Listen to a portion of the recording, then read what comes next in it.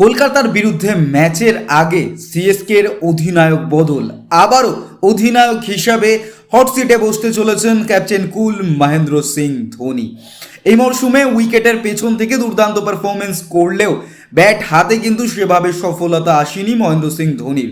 উপরোক্ত এসেছে কিন্তু কটূক্তি, কারণ তিনি নিজের ব্যাটিংটা অনেক বেশি পিছিয়ে নিয়ে গেছেন এবং সেখানে দাঁড়িয়ে যখন তিনি রবিচন্দ্র অশ্বিনের পরে নামছেন তখনই তাকে নিয়ে জল্পনা একেবারে শীর্ষে পৌঁছেছে এবং সেখানে আগামীকাল সিএসকে ভার্সেস কেকেআর ম্যাচের আগে মহেন্দ্র সিং ধোনি ঋতুরাজ গায়কোয়াড়ের জায়গায় ক্যাপ্টেন হিসাবে নিজে আবারও দায়িত্ব নিতে চলেছেন সিএসকে।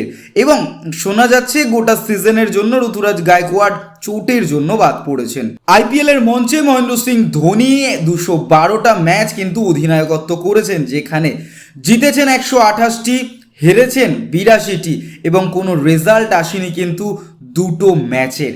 কি মনে হয় কলকাতা নাইট রাইডার্সের বিরুদ্ধে মহেন্দ্র সিং ধোনি সিএসকে জয় এনে দিয়ে পয়েন্ট টেবিলে একটা ভালো জায়গার দিকে এগোতে পারবেন?